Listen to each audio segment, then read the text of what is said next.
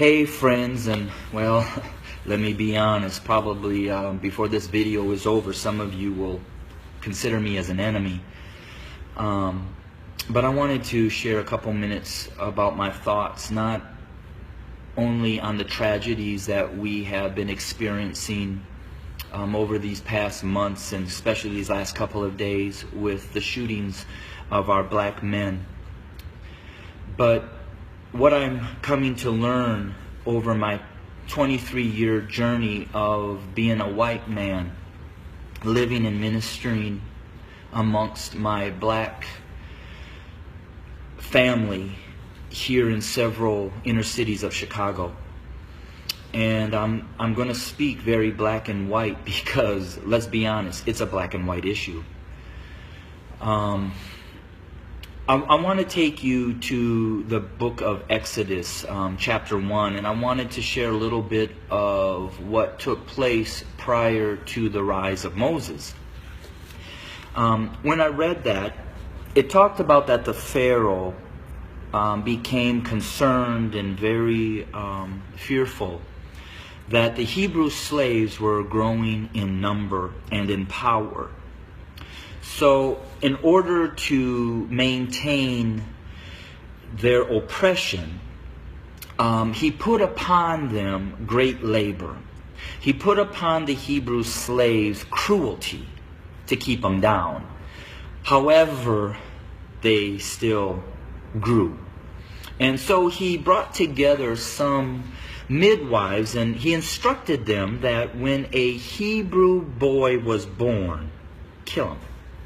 Well, these midwives did not follow, and the Hebrew slaves continued to grow.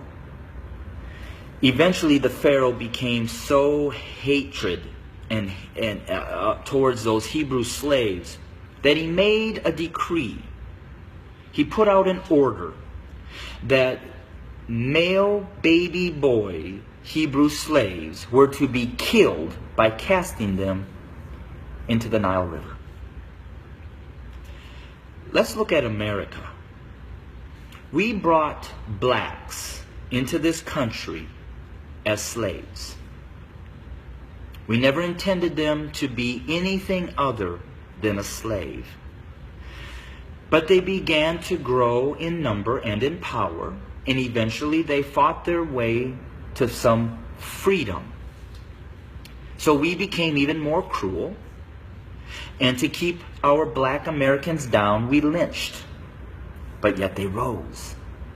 So then we used the welfare system, the criminal justice system, to keep them down, to contain them, to destroy them. But yet they rose, and they're rising. Then we built prisons and jails to hold them. Yet they rose. And so now we are doing exactly what the Pharaoh did at the end, sending out a decree: kill them.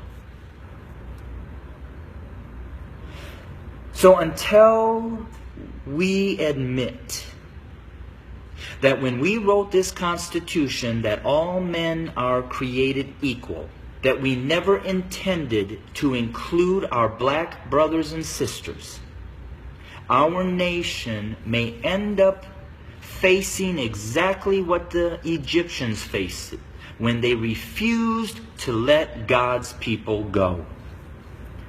So I'm going to say this to my white fellow Americans, that the bloodshed that is on its way is not on the hands of our fellow black Americans, but is on our hands. We are the ones that are refusing to let God's people go. We are the ones that are refusing to acknowledge that we do not value our black brothers and sisters as equal individuals or equal Americans as us white men. And to my black brothers and sisters, the racial issues, as I've said, have been there from the very foundation. But why do we see it more? Because there's a shifting. See, us white men have been at the head since the foundation. But we've had a black president. And you know, we've done everything in our power to keep him from really changing things. Now we have another minority rising to the top, a white female. What does that say? Those of us who are white men who have been at the head are now starting to see and fear that we are going to become the tail. And we know what we've done to you. And so now we're fearful that you're going to do to us what we have done to you. But I will say this. I've lived in a black community for 23 years. I've never been treated the way that this country has treated my black Americans. So I call out my white Americans to say we better heed, repent, acknowledge, and change. Because if we don't, I just want to again say this. The bloodshed that we will experience is on our hands, not the hands of our fellow black Americans. I welcome your comments. I welcome your feedback. Hit me up on Facebook or go to my webpage at www.studio2911.org. Again, that's studio2911.org. I don't necessarily know the answer, except for us white Americans need to repent, acknowledge the lies that we have taught, acknowledge our value system of equality. It is not here, and it does not include our black brothers and sisters. And we need to change, and we need to change now. Thanks for your time. Bless you.